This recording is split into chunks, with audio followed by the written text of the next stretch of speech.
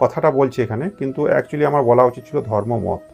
মত হচ্ছে কারো দেওয়া, আর ধর্ম কিন্তু কারো দেওয়া না। এটা নিয়ে একটা আলোচনা করব পরে যদি আপনারা চান। এটা খুব বড় টপিক, খুব সুন্দর টপিক হবে, অনেক বোঝার আছে। আজকের ক্ষেত্রে আমি এটাকে ধর্মই বলছি। তো বিশ্বের যত রকমের জীবিত ধর্ম এখনও পর্যন্ত রয়েছে, তার মধ্যে একটা প্রাচীনতম বলতে পারেন। এর উৎপত্তি হাজার হাজার বছর ধরে বিভিন্ন সাংস্কৃতিক, সামাজিক এবং দার্শনিক পরিবর্তনের মধ্য দিয়ে এসেছে। আমি যদি বলি কোনো একটা জায়গায়, একটা দিন, একটা মানুষ তৈরি করে গেছে, এমনটা কিন্তু নয়। বরং বলতে পারেন ভারতের উপমহাদেশের মধ্যে বিভিন্ন বিভিন্ন ধর্মীয় বিশ্বাস আছে, গোষ্ঠীর যে বিশ্বাস, তাদের যে চর্চা, তাদের যে সাধনা, সেই সমন্বয়ে একটা চর্চার কেন্দ্র হয়েছে, এবং তার ফলে একটা বিকশিত হয়েছে একটা ধর্ম, যাকে বলা হয় হিন্দু ধর্ম।